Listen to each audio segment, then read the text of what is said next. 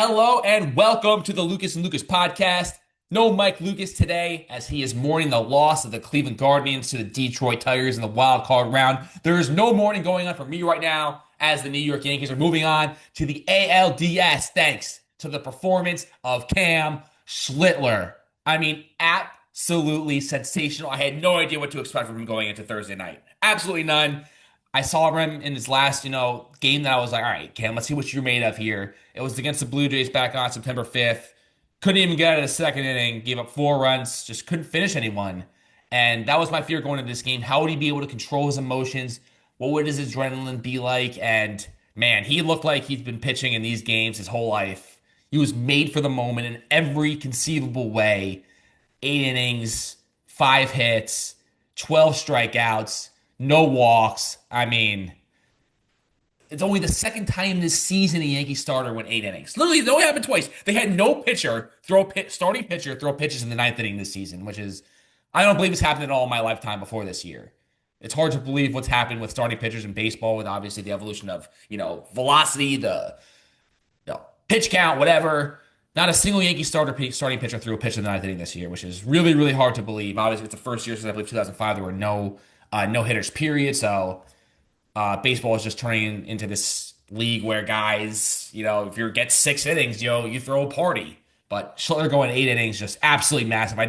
I never thought, based on the way Boone was managing, starting pitcher, he would even let Schlittler out for the seventh, let alone the eighth. I was shocked that he came back out for the eighth. I was like, there's no way. He's already had 100 pitches, and he's going into unforeseen territory that he's never seen from him. And got to give a lot of credit to Aaron Boone in this situation, learning from his game one mistake where he pulled Fried, who was cruising into the seventh inning, got the first out of the inning, got removed from the game from Luke Weaver, who, by the way, should not be put in a big spot going forward here. He needs mop-up duty.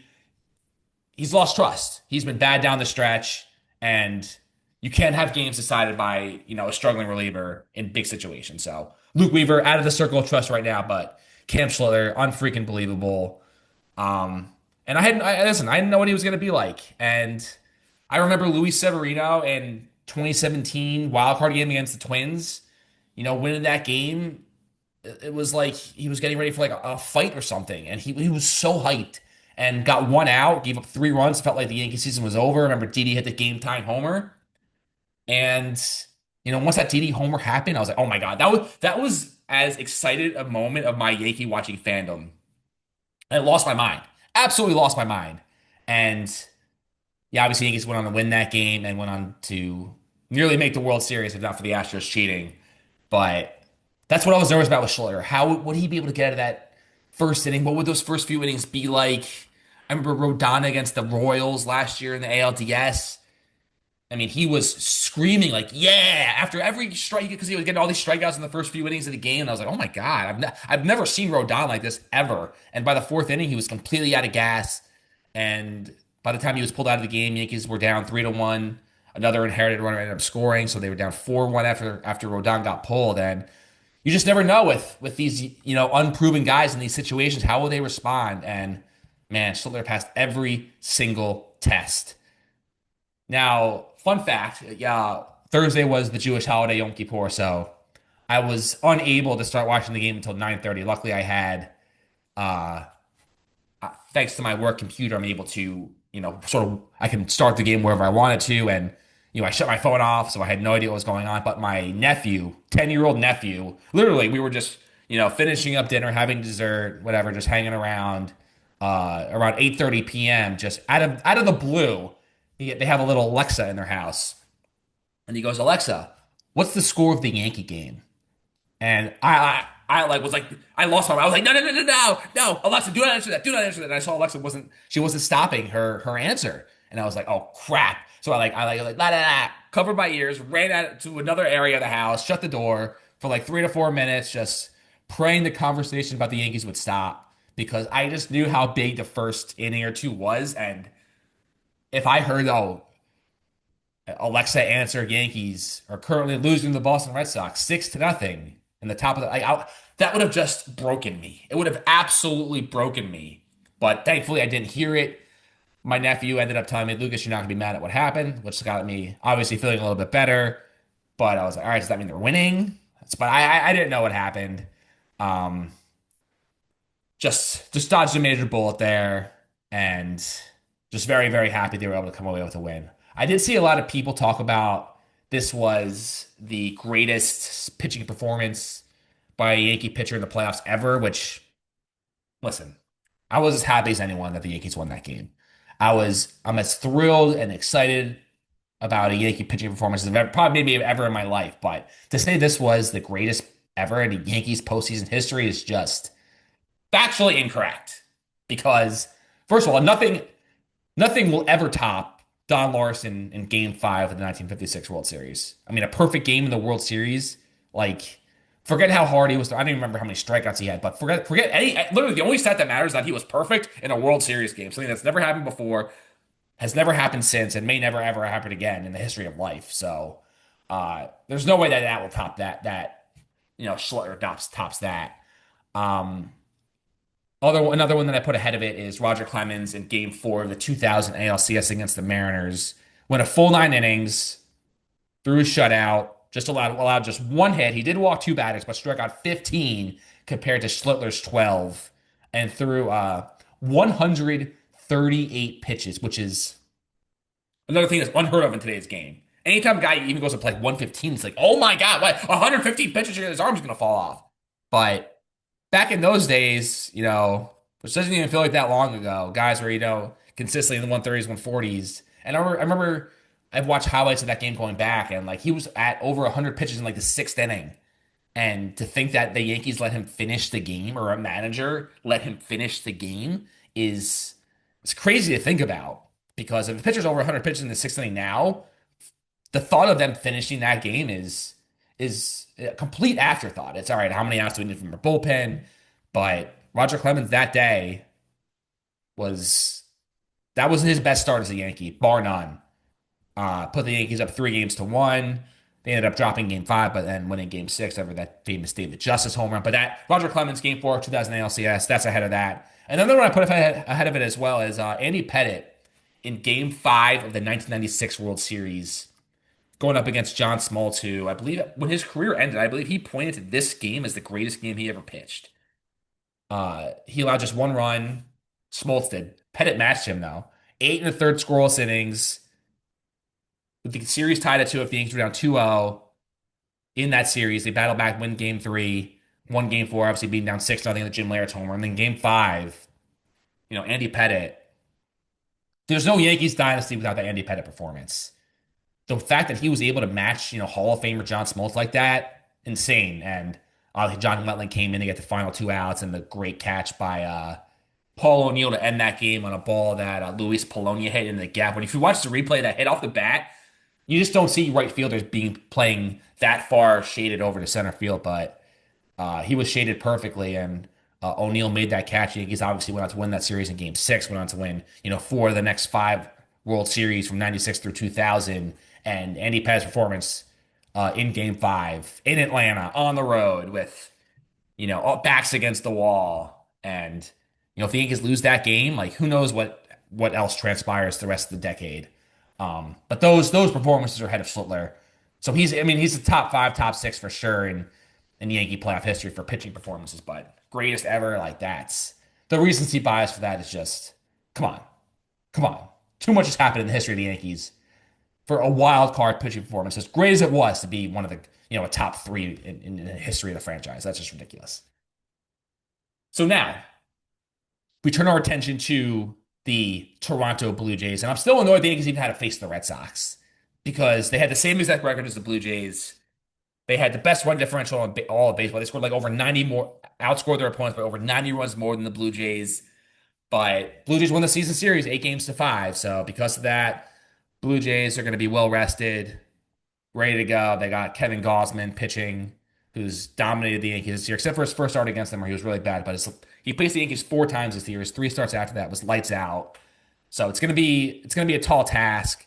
It's got to be Luis Heel facing him in Game 1. I do not want to hear a pipe about Will Warren. That guy faced the Blue Jays this year was at 11-9 game the Yankees lost, and he was horrendous. Put him in a 9-0 or 8-0 deficit, whatever it was, and that was in Toronto. You cannot, under any circumstances, start Will Warren. Have him in the bullpen in case Heel has no command or whatever. but it's got to be Luis Heel, who, when he's commanding his pitches, is as dominating a pitcher in all of baseball. Like he is that dominant if he can command his pitches and consistently throw strikes. He gets into trouble when he's walking, two guys in the inning and then throws a wild pitch, then a bloop single score. Like that's where things really get out of control for Luis Heel. If he can, he's kind of like Severino, a young Severino in that way, where if he can just have some sort of composure, like, and the Yankees are able to win that game over Gosman, like the Blue Jays pitching after that is not great. Chris Bassett doesn't scare me. Jose Barrios doesn't scare me. A 40 however old Max Scherzer is doesn't scare me. Like, and then you win game one with Heel, and then you have Fried, Rodon, Schlittler the next three games if necessary. And that's, the Yankees should be favored in all of those games. They're minus 156 to win this series right now. This game one is it's much more important for the Blue Jays with Gosman than it is for the Yankees. But if the Yankees are able to win, then, they're set up. Like, like this could be over in three games. So massive, massive start for Luis Heel. And while the pitching doesn't scare me, the offense is freaking terrifying. Absolutely terrifying. We'll see if Bo Bichette ends up being added to the roster. He missed the end of the season. He got hurt against the Yankees on that play at home, was thrown out by Bellinger. But let's just say Bichette's not there. They still scare the crap out of me. Vlad Jr., I mean, absolutely owns the Yankees. Like, he's kind of like the new David Ortiz in that regard. Every time he comes up in any situation, anytime he faces the Yankees in a series, I'm like, all right, just bet Vlad Jr. hit a home run. You know what's happening. Just a matter of when it happens. Hopefully it happens, if the Yankees have a big lead and it's not super important, but he's hitting. I just Googled like Vlad Jr. against the Yankees, hitting over 500 in his last five games against the Yankees. So Vlad Jr. is going to have multiple moments in this series. It's just a matter of just make literally anyone else beat you. But saying that, Addison Barger has been just as good against the Yankees this year. Addison Barger, I looked up his stats. He only hit 243 this year, but with 21 homers and 74 RBIs in his first full season. Played 70 games in 2024, only hit 197 with seven home runs. So dramatic improvement in year two for him. But Addison Barger scares me. That's another guy the Yankees cannot let beat them. And while he hit 243 this season, he hit 378 against the Yankees. I don't know where they got this guy from. I have to look that up. Where did Addison Barger come from? Because I had never heard of him until this season. Let's see. He's drafted in a sixth round pick from 2018 out of high school. So been with the Blue Jays for this long, and it took him a long time to get to the majors, and now he's been a major piece of that Blue Jays offense. So he scares me. George Springer, I mean, you may as well call him our daddy. Like those three guys just own the Yankees. It's literally it's not fair how good those guys are. So that's what the series is going to come down to. How does the Yankee pitching fare against those three guys? If those guys go, 2 for 20, Yankees will win easily. If those guys go 8 for 14 with, 5 homers and 20 RBIs, and like they'll get swept. So that's where the series is going to be won and lost. How great are those Blue Jay stars against the Yankee pitching? And then obviously there's Anthony Santander, was basically hurt the entire year. But remembering from his time with the Orioles, another guy that always seems to go deep against the Yankees. It's crazy. So their offense has a lot of weapons, a lot of guys that can do serious damage. And then obviously the microscope's also going to be on Judge and Stanton again too. Judge didn't hit any homers against the Red Sox, neither did Stanton. Like, we keep waiting for, Judge to mimic A-Rod from '09. Like, maybe this is the year where it happens. And, if Judge and Stanton have big series, and like that puts the Yankees in such an unbelievable position.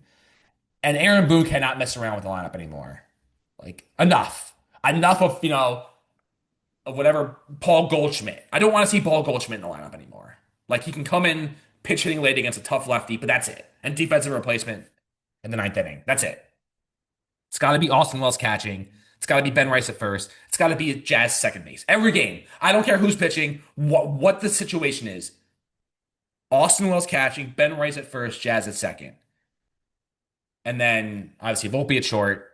I'd start Rosario against a lefty at third. Every other situation where I have man start at third. You saw that play he had where he fell in the stands. That was an unbelievable catch. The degree of difficulty is insane. Thankfully, there was no one on base in those situations because when guys fall in the stands, the opposing runners get awarded extra base. So that's how I do it. Third base in the outfield every game. It's got to be Judge and right, Grisham in center, Bellinger in left, and Stanton at DH. Like let's not overthink this, Aaron. There's no reason to. Like these are the best players. These are the guys we're going to war with.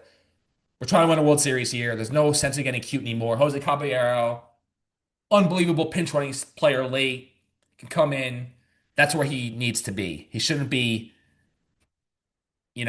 reduced to a starting. He shouldn't be starting because he's much more valuable pinch running late. So just a lot of easy things. And I think Boone learned this series that or I'd like to believe that he's learned to stop being cute and just play the hits. Just play the hits.